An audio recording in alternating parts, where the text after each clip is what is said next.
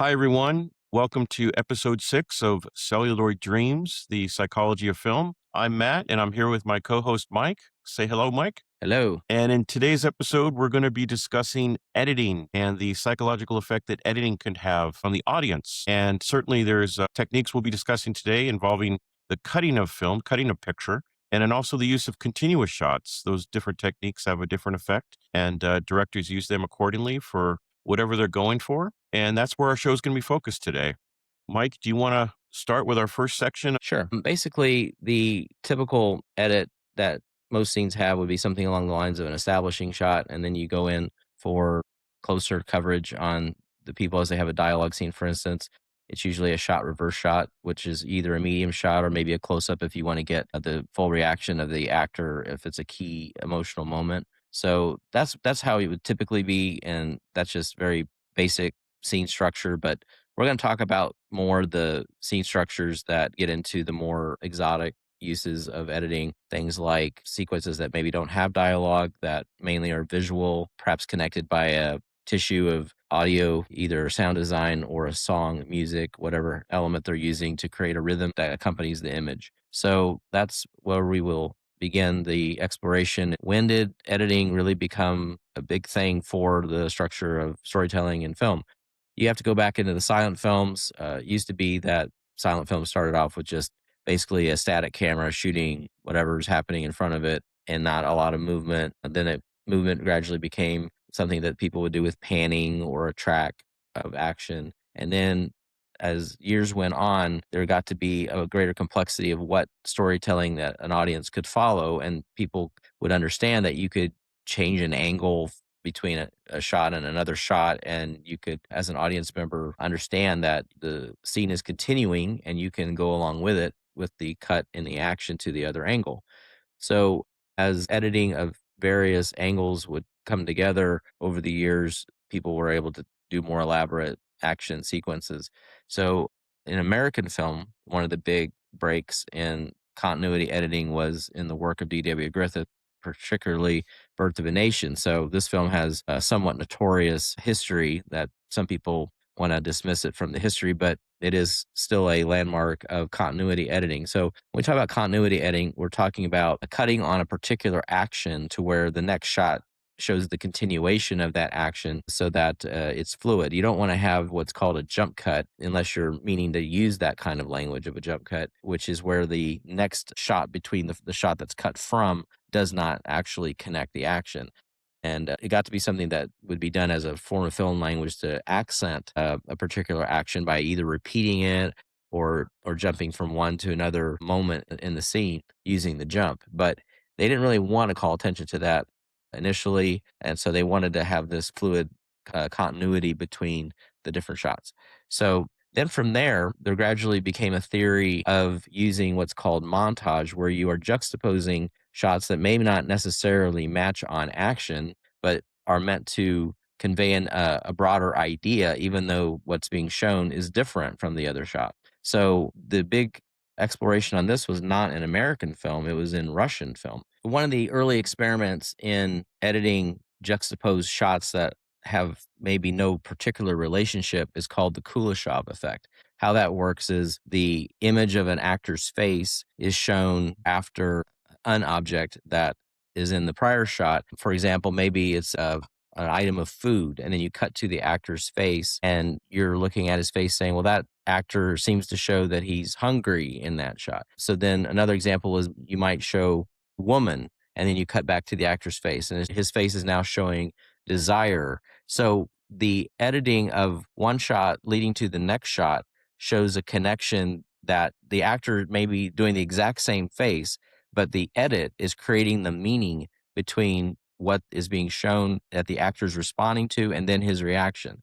So basically, sometimes in performance, some of the things that you think as an actor doing a great job performing might just be that the editor chose the right shot that was reflective of what the emotion that the director wanted to be conveyed in that moment from that actor. So, sometimes an actor, maybe if they're over emoting, it might be overdoing what the director is wanting to be more subtle, or maybe vice versa. So sometimes what we're getting, that was a great performance. It was so subtle, and there was so much meaning in what was being expressed in that actor's expression. It might just be that the film was well edited to make that performance even better than it actually was. So the idea of this kind of what's called montage was then developed further by another Russian director named Sergei Eisenstein, whose Battleship Potemkin in 1925 is considered a landmark of montage. So he developed out the theory further to say that there are various kinds of montage, and we'll go into that later about what he believes were the different ways that you could juxtapose shots rhythmically or otherwise to make it flow in a certain way to make a bigger effect on the viewing audience. Some of this theory, though, did blend into American cinema. Films like Citizen Kane, such as the News on the March scene, which is a series of news clips about Kane's life after he has died at the beginning of the film. It begins with his death.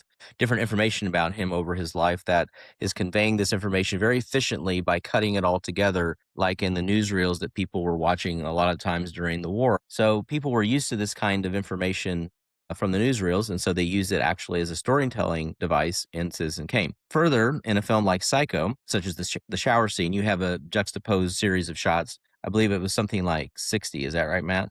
I believe that's true. Yeah. So different angles above, the knife coming down, the shadowy figure holding the knife, Marion Crane's scream, all these different elements cut together in such a way that all the little pieces make a whole of what's happening in the scene, even though you don't actually see her be stabbed directly in any of the shots. So this kind of showed the same thing that the story of the blind men who are touching the different parts of the elephant. One is touching the trunk and the other's touching the foot, the other's touching the tail.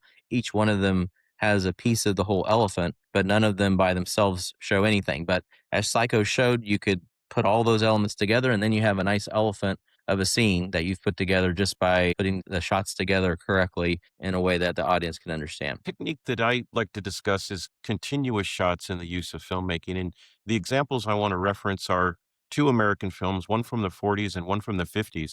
The first is Alfred Hitchcock's Rope from 1948, which was quite ingenious for the time. The film utilized, it's about an 80-minute film, and it utilized about 10 or 11 shots total, each shot lasting around 7 to 8 minutes. And what Hitchcock was able to do is in between shots, he would end a shot, let's say on the back of a character or a piece of furniture, and make a cut there. But as the next shot continued, it was a very invisible edit, and the long continuous shots allow the audience to essentially join the characters in the environment they're in and almost eavesdrop on what these characters are up to. The film begins with a murder by rope, strangulation of a man who's killed by two of his college cohorts. And they put his body in a wooden chest, and then they kind of brag about what they've done and decide to have a dinner party in the same room where the body is. So the audience during the rest of the film is part of this experience of the murder, and they're there for the dinner party afterwards. It's a really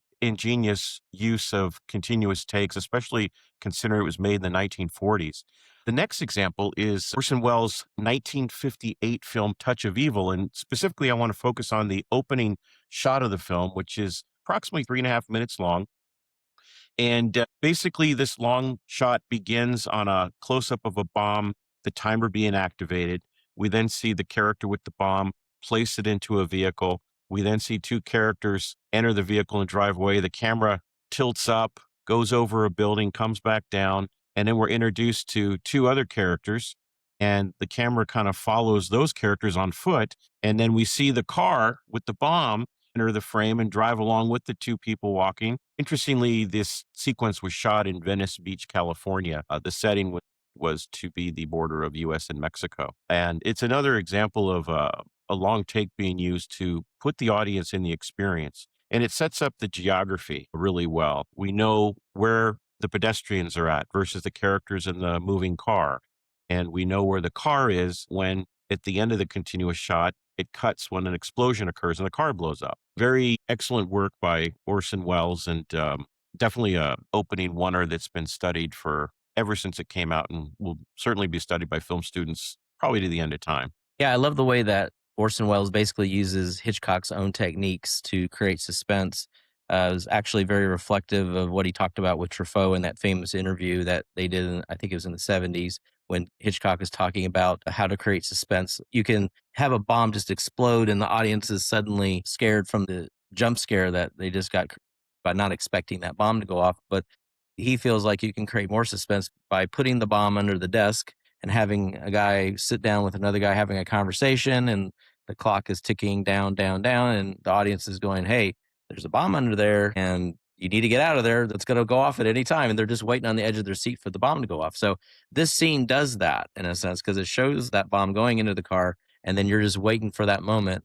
And then as the main characters come into frame, I mean, are they going to get killed in the first 3 minutes? I mean, it could happen. So that was a nice way of using Hitchcockian techniques, even though Orson was not Alfred. That's true. But anyway, the limits that they had on the magazines with film back in the 50s, 40s, etc., they can't do the really, really long takes that we're starting to see after the 2000s when digital cameras started getting used more. So in 2002, there was another Russian film. Interestingly, a Russian film would try to do the longest single continuous take in a film, 96-minute long take using a Steadicam. That film is called Russian Ark. And then there is an American experiment that is similar, but they up the ante by using 4 digital cameras at the same time and having on the screen 4 different quadrants with a different image going in real time to each other with no cuts. So it's 93 minutes of 4 different parts of the story happening at the same time. And at times they cross each other, but you're not getting any cuts in any of that. So at any point, if any one of those 4, if somebody messed up, they'd have to start over and do the whole take over again. So anyway, I can't imagine the complexity of the choreography of either of those 2 films that they had to do for over an hour and a half to make those films work. Yeah, it's remarkable. And in 2006, Alfonso Cuarón directed Children of Men, a dystopian sci-fi film. And there's several continuous shot sequences in the film. And one that stands out to me is a sequence in a car with 5 characters. And the camera starts off filming the characters. And at one point, it pans to look out the windshield. The scene begins kind of lighthearted. The characters are talking. 2 of the characters exchange a ping pong ball. So it's kind of a light-hearted start to the scene. But then as the camera pans through the windshield, we see a car ahead of them that's on fire placed into the street. So now we've got some suspense and some drama being created. And then from there, the car is attacked by a bunch of people wielding sticks, people on motorcycles with guns, and one of the characters in the front seat gets shot. Unfortunately, she ends up expiring. There's a sequence where Clive Owen's character kicks the door open, knocks the guys on the motorcycle off, and then the driver of the car is basically trying to get them out of there, and they end up getting stopped by 2 police officers. Watch the film if you hadn't seen it to see where it goes from there. But it's a very technically challenging shot that I'm still not sure how they accomplished it. Probably some of it was shot on a stage. You got some of it's probably shot on the road, and you've got some CG fusion going on between shots, which was flawless. From a psychological standpoint, a scene that starts off very lighthearted becomes very intense and tragic, and you're along for the ride with these characters. And it's an incredibly effective, continuous take sequence. Right, and he does it again toward the end of the film in a battle sequence, which also ups the difficulty level even more of trying to capture what's happening with the battle and then capturing what's the main character who's trying to move through it without getting killed. So Quaron seemingly likes these shots. I think Roma, there's one in the ocean that's a continuous take. And then Gravity has a lot of extended takes, which I know is a lot of that is visual effects. But he's definitely made a career out of trying to master the oneer, and he is as proficient at it as anyone in the modern day. And recently we saw Sinners win several Academy Awards, and Ryan Coogler had a pretty brilliant sequence in Sinners that was seen as a continuous shot, but it most likely was several shots digitally combined to make for one shot. It was a sequence that celebrated Black culture and specifically Black music. And there was a variety of musical styles that were used, including blues, rap, hip hop, funk, rock, beautiful cinematography, beautiful shots that were then combined into one, and it kind of a exhilarating sequence for the audience to watch. Even though those that have seen Sinners know that there's a vampire element to it, there's also the element of celebrating Black culture and music, dance, and The film does an extraordinary job of that, and this long continuous sequence in the film is a terrific example of that. Do you want to comment on Sinners, Mike? Nothing much to say about that shot other than it's probably the best shot of the year that I Yeah, saw. Just the use of one shot to connect the history of music over the years and its passage in the midst of this one focus point of this juke joint. The theme of that mixed with the visuals is very powerful. And a lot of times in prior films, they would maybe try to make a montage out of it by cutting between different images over the years, but instead they blended it into the shot, which is a very interesting blend of the montage with a continuous take. yeah. And I think it's important to also add the first women cinematographer just won an Oscar for Sinners, and her name is Autumn Derland Akapa. And she certainly deserved that Oscar. It was beautiful, and can't wait to see what she does in the future. Agreed. I was probably most pleased with, I mean, I like Train Dreams photography and One Battles photography, but Begonia as well. I mean, there's a lot of great photography, but just them pulling off some of those beautiful IMAX shots that they had, plus that one particular shot. I mean, it was the shot of the year. So she should probably get the Oscar for that. So moving from continuous shots or shots that look continuous that may have some digital trickery used to create the illusion, we're going to move on now to modern editing techniques and specifically editing for speed. And the example I want to use is William Friedkin's The French Connection. And specifically, there's a really intense kinetic chase sequence where Popeye Doyle is after a suspect. And this was a sequence, by all tales, was not done with permits. And it's done in the city of New York with Popeye Doyle driving a probably V8 1970s car at the time and driving like a maniac. We have shots where the camera's in the car with him. We have shots that are from outside the car, watching it speed through the streets. It's kinetic, it's dangerous, it's reckless. Essentially, what Freakin' does is put the audience in the chase with Popeye Doyle. We're riding with Popeye as he's chasing this guy down, and nothing's going to stop Popeye. Nothing's going to prevent him from catching this suspect. And I don't want to ruin what happens at the end of the chase, but Popeye's successful, and it's a amazing piece of editing and an amazing piece of filmmaking. And every time I watch that sequence, I'm just still shocked they didn't hurt anybody or kill anybody. Although they did damage somebody's car. There was a car crash, and it was somebody that wasn't meant to be in the scene. And apparently the production paid for the repairs to their vehicle, and they were fine with that. Mike, do you have any thoughts on French Connection? I just recall that I believe there was one point where the camera operator, it was deemed too unsafe for one of the takes for him to be in the car, and I think Friedkin decided to be his own camera operator for that shot, make sure that they got that shot. So I guess he wasn't willing to put someone else's neck on the line when he could put his own on the line. So you got to give him credit for that. It reminds me of James Cameron's story from when they were filming Terminator 2 in 1990. It came out in 91. And there's a sequence where the T-1000 is piloting this helicopter under a bridge on the, I believe they were using the 710 freeway. And the camera operator said, I'm not doing that. So Cameron said, all right, give me the camera. And Cameron did it twice, once with the camera ahead of the chopper and once following the chopper under the bridge. That's some huevos rancheros there, man. That takes some guts, but the results speak for themselves. Yes. So yeah, I mean, things like the French Connection, the speed of the cutting showed that we could pick up the pace on the editing and people could still follow the action when back in the day, people maybe have to think for a second to process where it was taking them in the scene. But with modern editing, things have gotten a lot faster. So actually, though, in the 70s, Friedkin went on to do even faster edits by putting flash frames into The Exorcist, where he was trying to see if he could subliminally affect the audience and scare them with these little clips of a face of the demon, which is so fast that you really have to pause the image to see what is actually in that clip. So you might see it as a flicker and not really process. It may even be just a couple of frames or even one frame in the image. So I actually did do that on the subway, the dream sequence when his mother's coming up the subway steps. And I did see the flash frame of the face, and it does cover like the whole frame. It's very large. It's basically a black background with a white face. So if you want to go and check it out, go watch The Exorcist, look for the dream sequence and pause it. And I think it's been used in a couple of other sequences as well in the film. Is that right? I believe so. Yeah. Right. I'm trying to think where else it shows up. I think it shows up during Reagan's possession. I think there's a flash frame of the demon used when Reagan's possessed. Okay.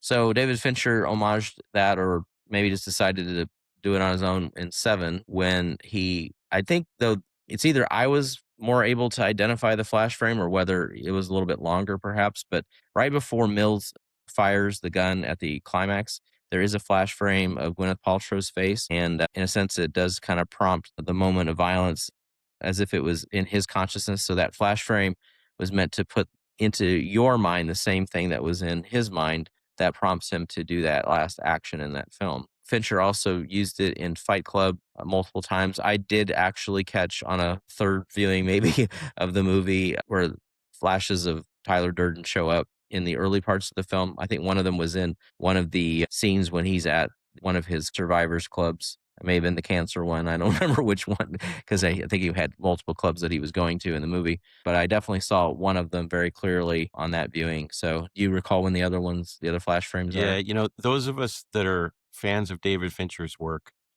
we know he has quite a sense of humor and a naughty sense of humor.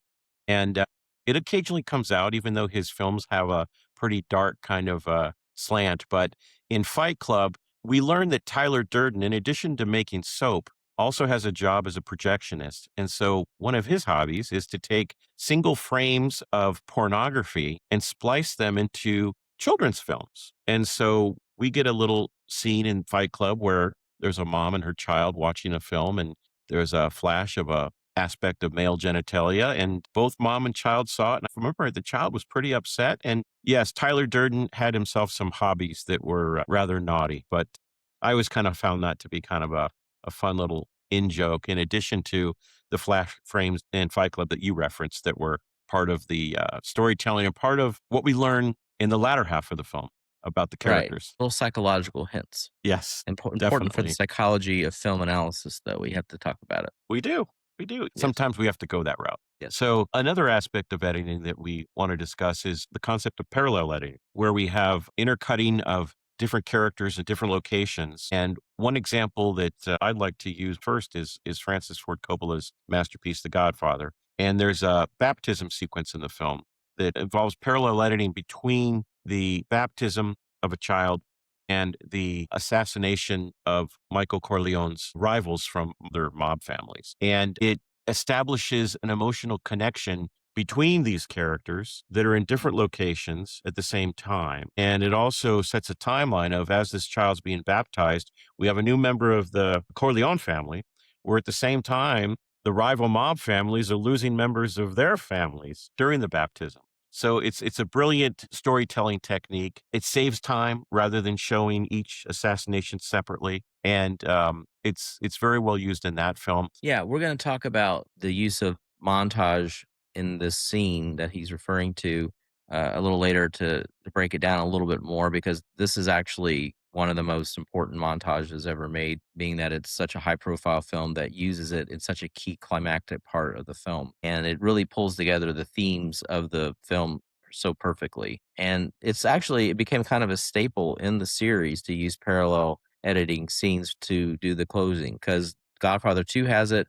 And in the most operatic of ways, Godfather 3's might be the most grandiose of them all because you're intercutting his son performing at the opera at the same time that one of the archbishops that was responsible for killing the pope is taken out. And I mean it's a very operatic scene with opera music actually underscoring it, and we'll get into this in a bit about music both diegetically and non-diegetically because diegetic sound is what's in the scene and non-diegetic is something that isn't in the scene that creates a sound that is reflecting how you're supposed to feel about the scene, perhaps in a way, or by using a sound to manipulate you. So by having it as the tissue that connects all of those elements, Godfather 3 has a really spectacular montage of its own that does the parallel editing thing. But one can also look at the structure of Godfather 2 itself as one big parallel edit because it has two storylines through the whole film.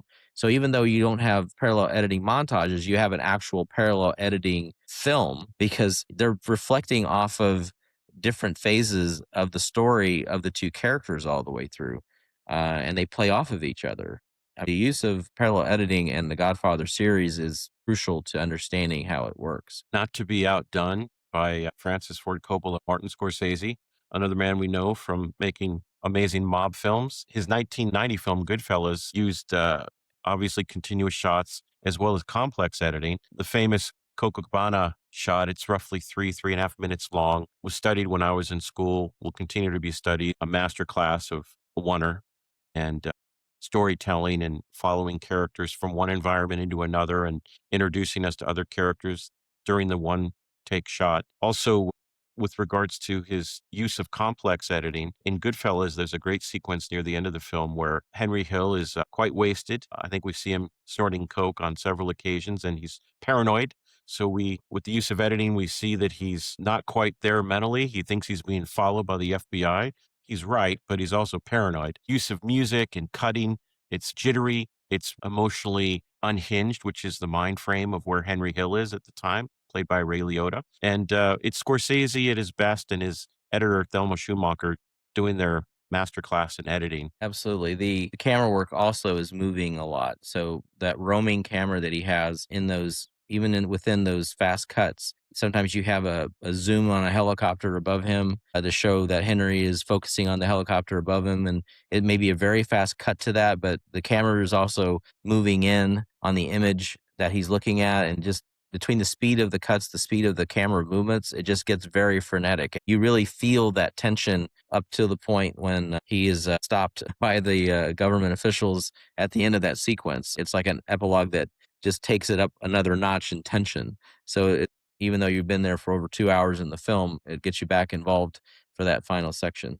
So moving on from there, I mean, the cutting just kept getting faster. JFK involved so many different film stocks being interspliced together to cohesively explain his conspiracy theory of the assassination of JFK and all the various parties that were involved with that. Just again, the sheer scale of trying to take all those different film stocks. I understand that they would make a initial edit by putting everything on a videotape, and then instead of using the film itself and splicing together, they would make some practice runs on video, and then when they found a pace that they like, they would then cut the actual film to it. So I think that was to try to speed up the process a little bit because it was so complicated. And then with Natural Born Killers, mixing in all kinds of different footage, references to TV commercials and all kinds of pop culture things, throwing that all into the mix to where you have all this meta commentary about what's happening in the film at the same time that you're watching it. So you have so many ideas being thrown at you. The first time through, you have to be just trying to piece it all together, what he's trying to explain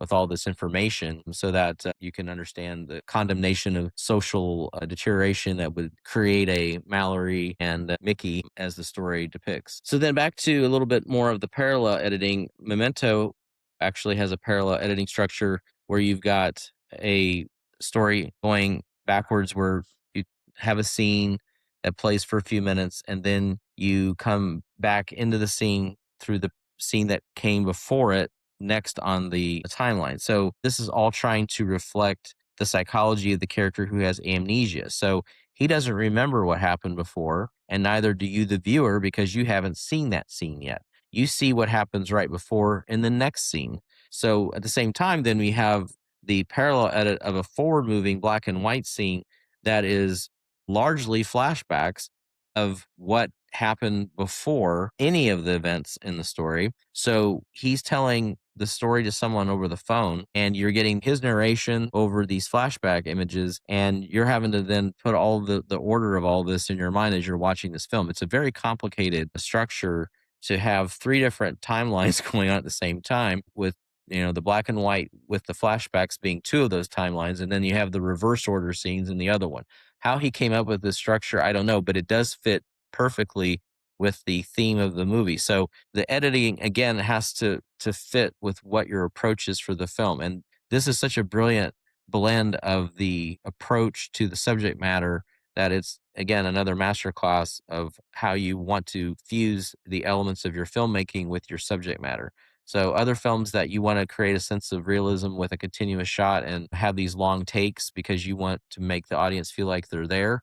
I mean, that can't work for this kind of film because you're into a fragmented psychology of the main character. You don't want a continuous shot, and it feels more real to his reality to make it fractured. And that's what makes that, again, such a brilliant piece. Very good. We've touched on montage already, and now what we're going to get into is the different types of montage. And montages in films have a variety of purposes. Time compression, it could evoke emotion depending on the filmmaker's desired impact. And the first example I like to bring up is explanatory montage. And this is a technique that's used to not only compress time, but also explain a variety of plot points in a condensed fashion. And some good examples of explanatory montage include the Rocky films. Rocky 1 and 2 had great training sequences. So as we're watching Rocky train, shots of him training are cut together, and we're seeing the different process he's going through as he's training, taking up very little screen time because we don't want the whole movie being about training. And the name of the song used in Rocky 1 and 2 is Gonna Fly Now. And it's used to very good effect because as we're watching Rocky build up and train, the song's telling us he's going to fly now, and the audience is ready to watch Rocky kick butt. Another example is Citizen Kane's News on the March. After the film opens, we see that Kane has passed away. The News of the March sequence cuts in, and basically what it does is it gives us a history about Kane's life in a very condensed way. We learn about the mansion he built, Xanadu in Florida. We learn about his marriages, the loss of a wife and child in an accident. We learn about his business success, his business rivalries. And again, in a short amount of time, it gives the audience a lot of information about the background of this character within the first 15 minutes of the movie. Some more contemporary examples, Brian De Palma's Scarface, one of my favorite films. There's a great montage sequence that is cut to a song called Push It to the Limit. And we see Tony Montana counting bricks of money, taking bags of money to the bank, making these huge deposits, buying real estate, getting married to Michelle Pfeiffer's character, buying a tiger. All the while, the song is singing Push It to the Limit, and we're watching Tony Montana pushing it to the limit and making his life of crime pay, albeit for a short amount of time because Tony reaches a dark end. But if you haven't seen it, I'm not going to spoil it. It's, in my opinion, it's a film worth watching. You just got to be ready for it. It's pretty intense. And a little lighthearted mention of montage for fans of South Park. Matt and Trey directed a puppet film called Team America World Police. And not only do we have a montage in the film, but we also have a song about montage. And it's very clever. It summarizes the purpose of a montage, and it's very entertaining. So if you don't have the stomach for the film because it's pretty rough, it's racy, the song montage, I'm sure you can find on YouTube, and it's pretty clever, and it gives you, in a song form, the idea and concept of a montage. And Not to Mike, mention, you also get sex between puppets you in a do get montage sex form. between puppets, and Yeah, then there's in a actually montage. an unrated cut that has more sex between puppets. Right. So the second form of montage is ideological or intellectual. So the idea there is that you have a juxtaposition of images to convey an abstract idea or ideological message. So the film that, of course, was used as sort of the model for montage, Battleship Potemkin, it has basically all the major forms of montage in it, but definitely it has ideological because it deals with addressing the rising up of the masses against the oppression of the government. So that one definitely has this ideological concept, and there's even a specific image that has a statue of a lion that is at rest, and then it has a cut to the lion being up and standing and ready to go to battle. So that ideological image is conveyed through that cut. It's obviously not a real thing that would happen that a stone lion is going to jump up, but that image conveys that idea, even if it's not something that's actually a part of the world of the story, which is a very realistic world. It's not a fantasy type element. So JFK also obviously connects concepts of political nature, getting to describing events that may or may not have happened in a theoretical way to explain the assassination of JFK. So that would be a prime example of intellectual conveying of information to discuss this conspiracy theory. Now, getting into the more formalistic, what I think of as being formalistic montage is the idea of the metric montage. It's simply a shot length that is the same repetitively. A lot of times the music itself might create a pacing of how the shots are cut together. So actually, famously, the score of JFK has a ticking clock element that John Williams put into the score.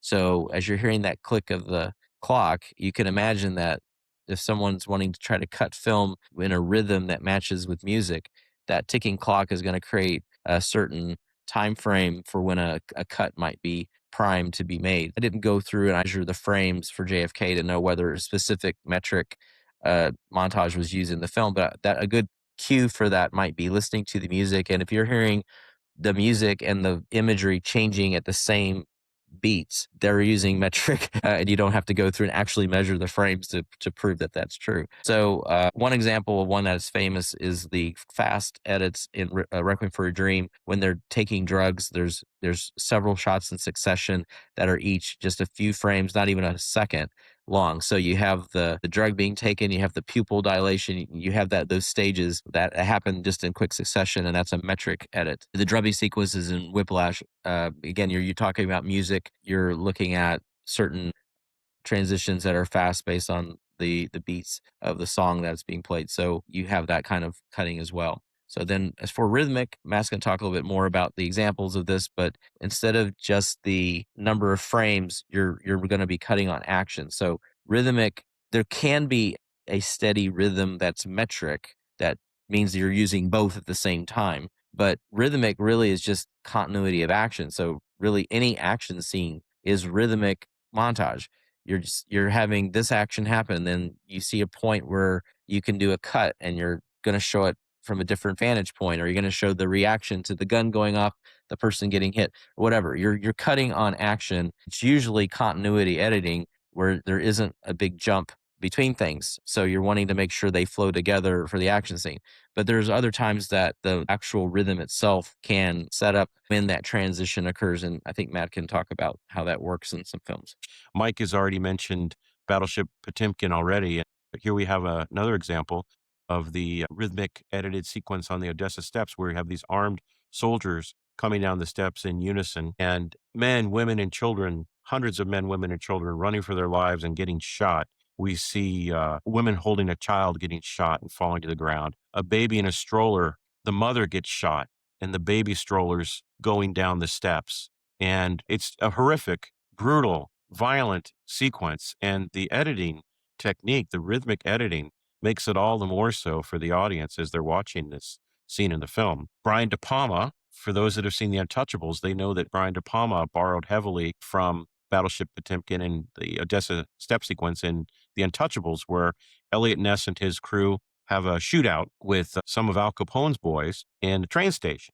And the part of that sequence involves a stroller with a baby, and the baby's in peril as the stroller's rolling down the steps in slow motion. And I think we've discussed this sequence previously when we were talking about slow motion techniques, but it's definitely a great sequence, different enough where it's unique to De Palma's vision, even though, it's certainly an homage to Eisenstein and Battleship Potemkin. Another great sci-fi example this time of rhythmic editing is Star Wars and the attack on the Death Star, and specifically the trench run on the Death Star.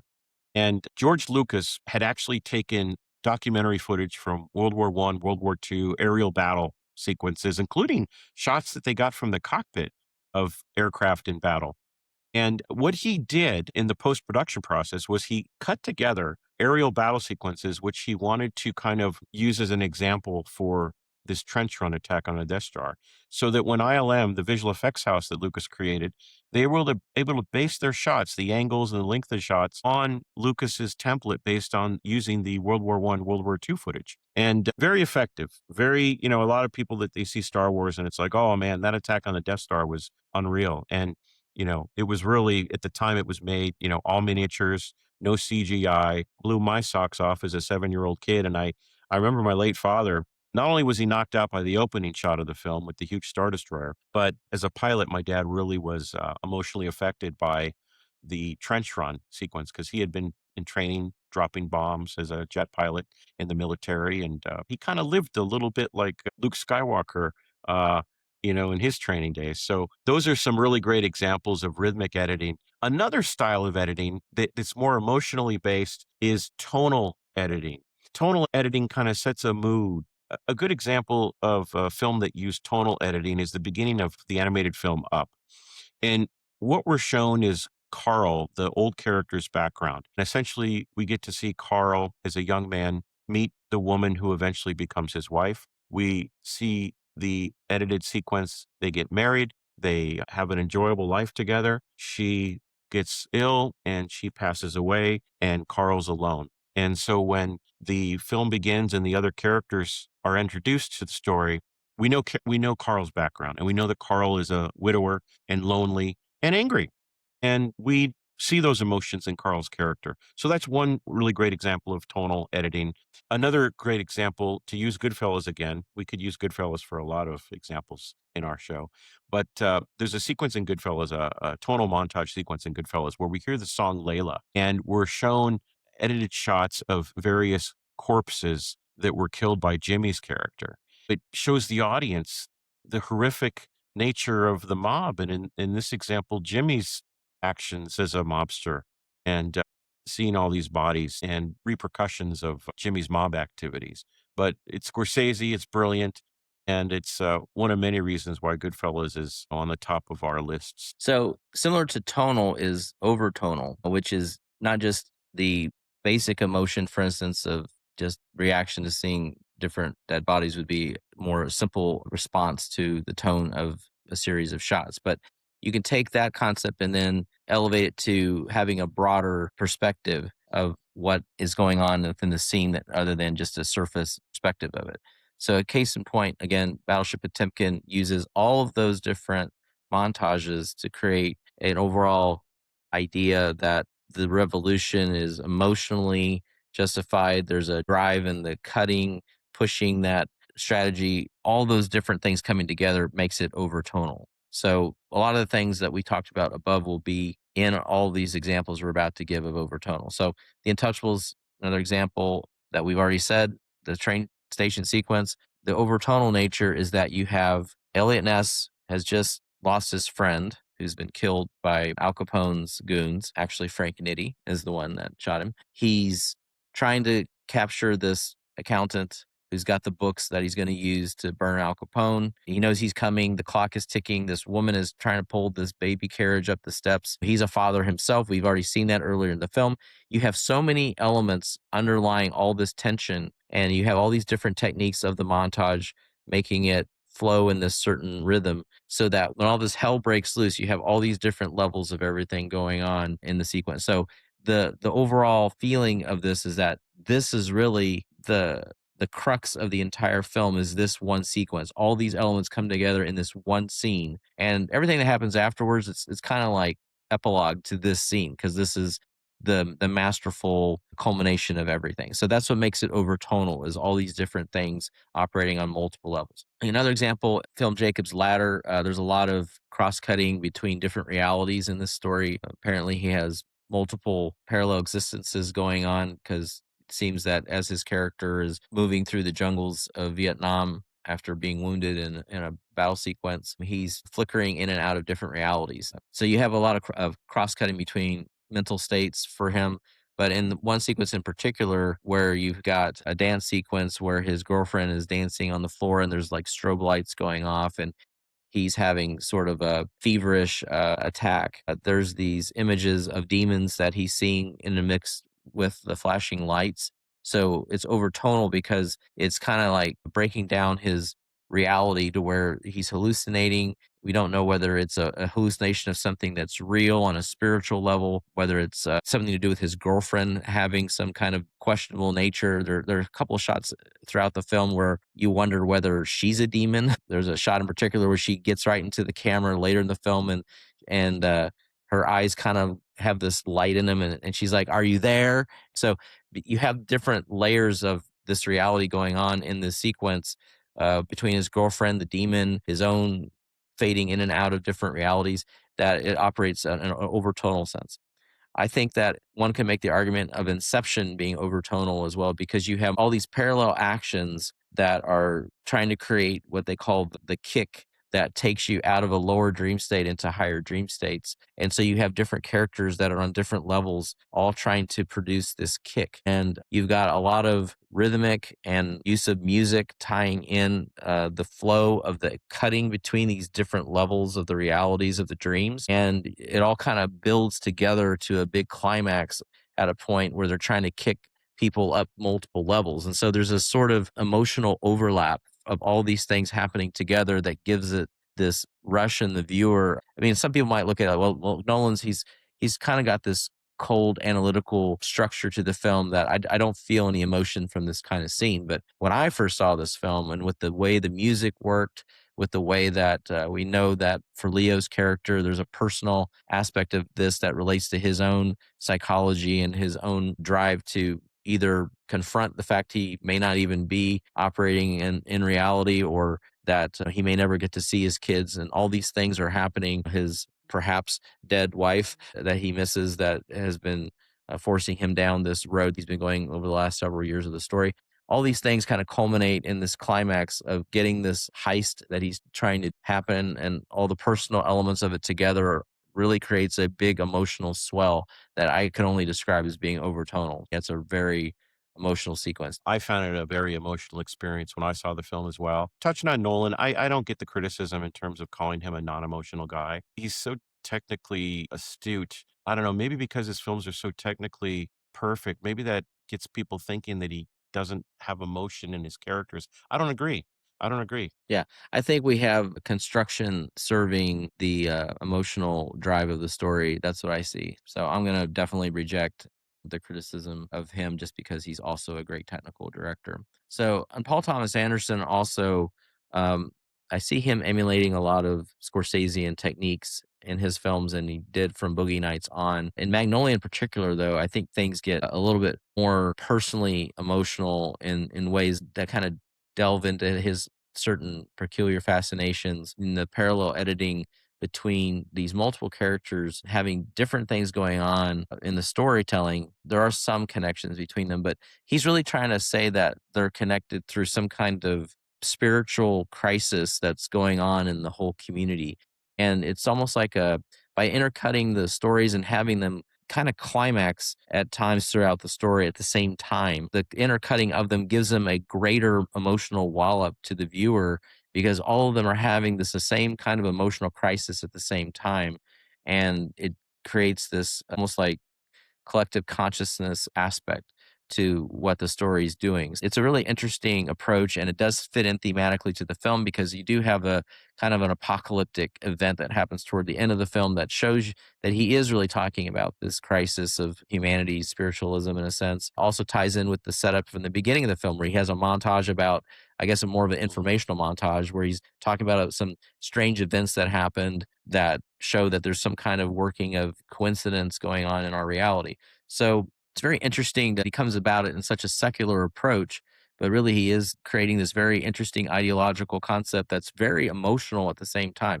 So he is definitely using all these elements of a montage, and specifically with music, he actually even has the characters sing the lyrics of one of Amy Mann's songs in the middle of the film, where they're all kind of having this spiritual crisis moment. So that to me shows excellent understanding of how to use montage to move the audience. Amy Mann's song, Save Me, it's incredibly emotional. It's an emotional payoff for the audience, and it's an emotional payoff for the characters.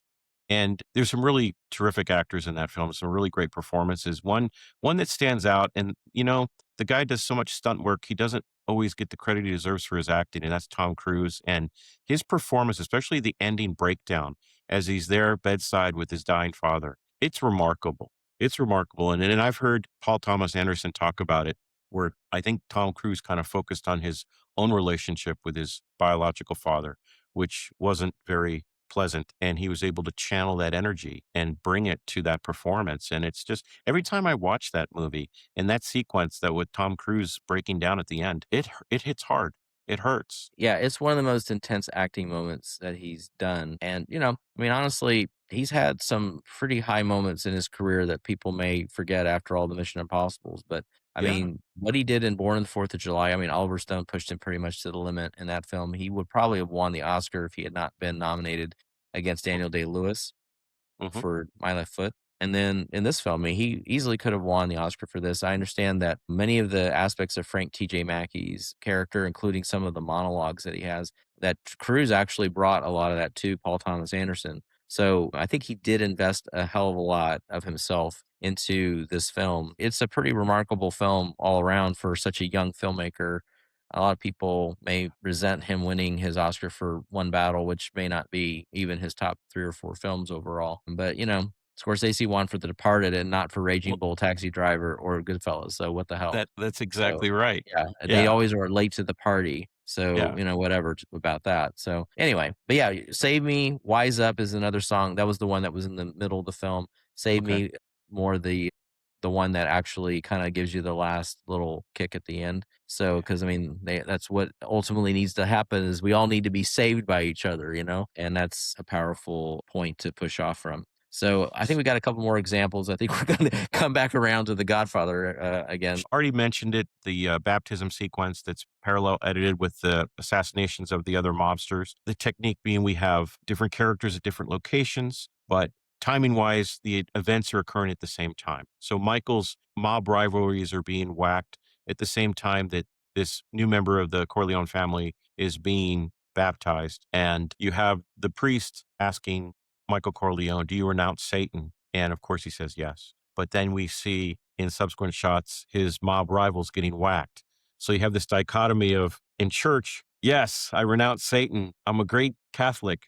But then at the same time, behind the scenes, there's more going on in Michael's life. You have the dichotomy of good and evil right there. And it's a heavy emotional impact for the audience to view. All right. Another emotional ending in a film is from Darren Aronofsky and his film Requiem for a Dream. But it's not a Hollywood ending. It's not a pleasant ending. It is parallel editing used to show essentially the dark end of four characters. And so what we see are the four primary characters of the film and where they end up. And we have one character who loses an arm due to his drug use in a hospital.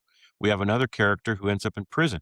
We have another character who ends up in a psychiatric hospital. And then finally, we have another character who we're led to believe is going to end up using drugs and perhaps being a prostitute and maybe not living a long life as a result. And what's interesting is as the shots are cut back and forth, at the end of each shot with each character, we see them curl up into like a fetal position. And it's heartbreaking. It's kind of like a full circle motif where, the circle of life brings these people back to a state of being an infant again. In this case, I think when we watch it as an audience, we realize that these characters are not going to go much further in life. This is probably the end for them. And it's a dark ending, but it's a powerful ending. It's a real ending.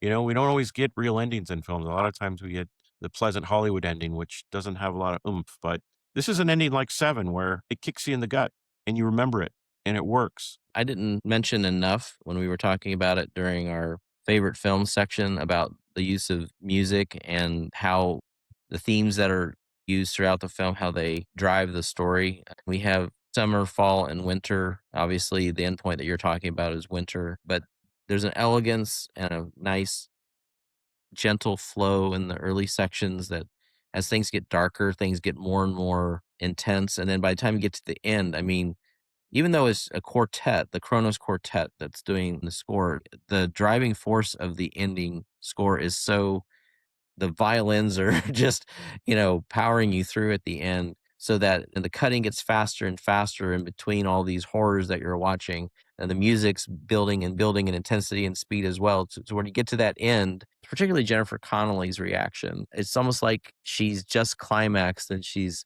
now in the afterglow of having some kind of epiphany. But you're like just so devastated by the fact that, and to her, it's just such a brief moment that she may feel that, and then it's just gonna continue on down the drain at that point. But again, it's like an opera. The connectivity of structure, the music, it's just such a piece all to itself. And when you get to that climax, it is so overtonal. I mean, everything culminates so well at the end and fuses that it's just so perfect. And like I was saying Yeah. before, is like people might come out and saying, well, this is saying something so obvious to me. Don't use drugs. I know that. I don't need to watch this film. But I mean, it's so obvious that why didn't somebody make something so perfectly executed all the way down to that point in the movie, of that climax, and the rhythm of it, the intensity of it, it is perfect. That's what It I think. feels it feels real. Yeah.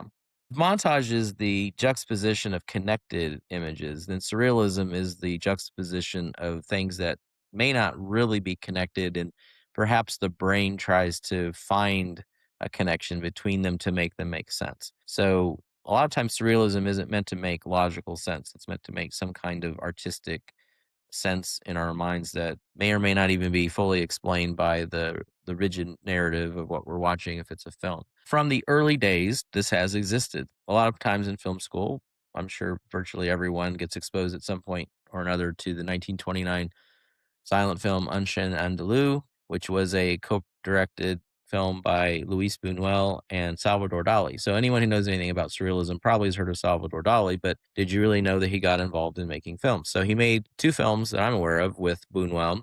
One of them is feature length, not as much studied as Unshin Andalou, but if you go to your websites of great all-time films, it's got its place there because of its groundbreaking nature. But then Dali pops up again in Hitchcock because Hitchcock got into Freudian type things and he wanted to do a sequence on that. So, do you want to talk a little bit about Spellbound? Yeah. So Spellbound 1945, there's this 2.5 minute surrealist dream sequence. It's a dream that is had by Gregory Peck's character in the film. It's an interesting collaboration, Dolly and Hitchcock, and I'd love to know the behind the scenes of how they got along and what they talked about. I would think they'd have some pretty interesting conversations. Anyway, the dream sequence, it has some really abstract surrealist imagery. You've got a house with gambling. You've got an unknown bearded man. Dolly's kind of known for his melted wheel. There's a melted wheel that gets thrown in the sequence. There's a woman going around kissing everybody, and it's just bizarre. And it's perfect for a dream sequence because all of us have had dreams where we wake up, if we remember it, and we're like, what the hell was that? You know? But it's really well done and really interesting and kind of shows the gears that are going on that are turning in the head of Gregory Peck's character.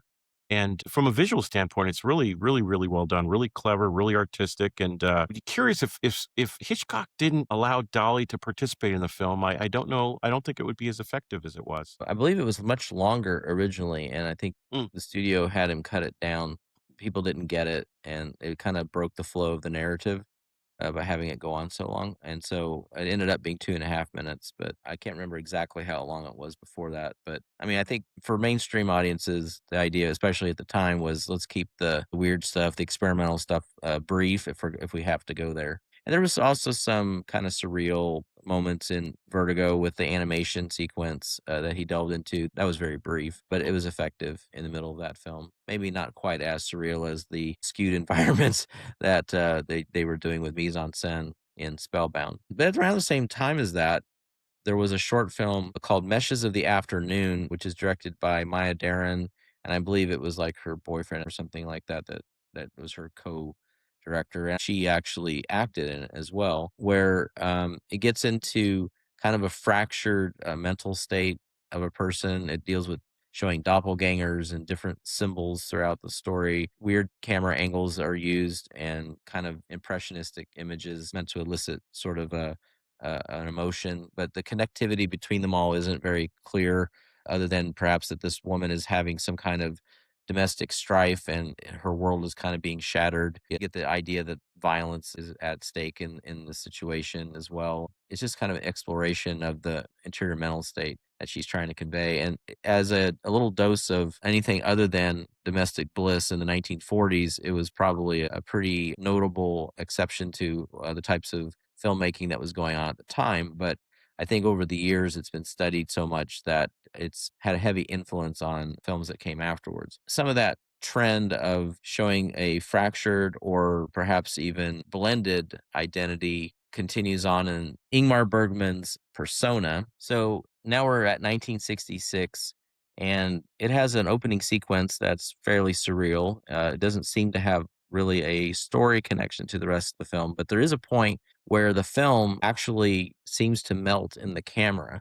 And it's almost as if we're breaking down film again, as I've talked about in prior discussions of um, this line of films, Persona, Lynch's Mulholland Drive, etc. There's a point where the celluloid dreams start to break down and you enter the subconscious of the filmmaker and you're getting out of narrative filmmaking. So Meshes of the Afternoon was kind of an element of that where the story is very unclear. It's kind of circular and it seems to be more about a character study than telling a true story. Persona, it involves an actress who stops speaking and begins to have a an interaction with her nurse who seems to want to tell her her life story while the actress listens. But as the story moves on, it seems that there's a blending of their personalities together. So the question is, are they really two different people or are they the same person? Is this blend of personalities because they're really the same person, or is it just because one person's identity is getting lost in the other person because she's giving all this information about herself and this other woman is just absorbing it and not really reacting to it? It's a very interesting psychological exploration by a director who is the master of psychological analysis and character. And again, this film becomes an influence on later surrealist works by people like David Lynch. Talking about David Lynch, I'd like to talk about the beginning of Blue Velvet, his film from 1986, and the surrealism used in the first several minutes of the film.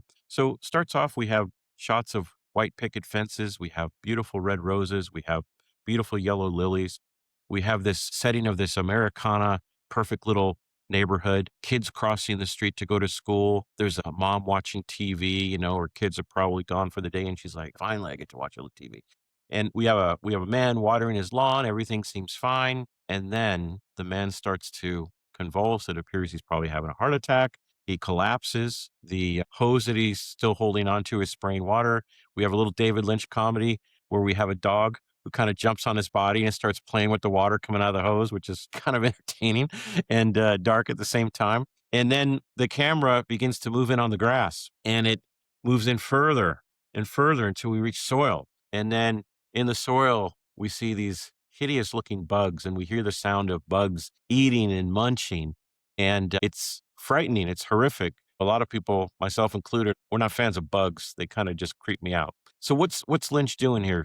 I think he's given us a little foreshadowing. The idea being that underneath this beautiful exterior, there's some serious darkness, and what lies beneath is certainly darker than what lies above. I think one interpretation could be the foreshadowing of Dennis Hopper's character, Frank Booth, who is, for those who haven't seen the film, it's quite a performance. But it's just some really interesting, surreal editing that starts the film off and it kind of hooks the audience in and keeps you wanting to watch. Yeah, the disconnect is the image of the town and these shots of insects. The mind can make a connection there that these unrelated types of things are showing that, like you said, you have perfect Americana. Actually, 1950s is a time when Lynch was growing up, had a big impression on him that this was a time that on the surface, everything was just rosy. But underneath the surface is this really dark, just violent nature of reality underneath.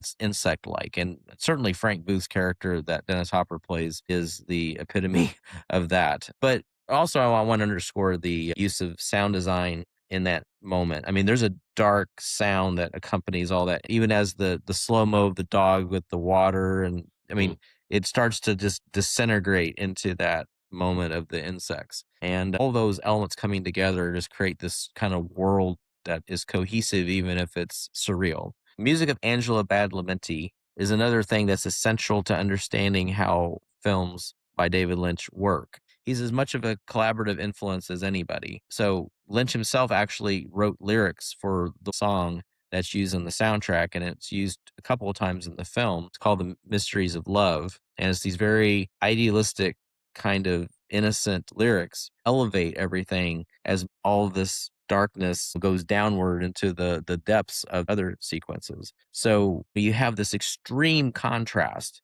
of highs and lows that are in there that shows how, for a person, I guess, of Lynch's sensitivities, he's horrified by the things that are horrible, but yet he is so overwhelmed by the emotion of the uplift part. So there's a complex addressing of sexuality in the film, in that the innocent character played by Kyle MacLachlan comes across the compromised Isabella Rossellini character whose husband has been taken from her and her child by the Dennis Hopper character. He's caught peeping on her because he's trying to investigate what's going on, and he ends up watching her as she changes.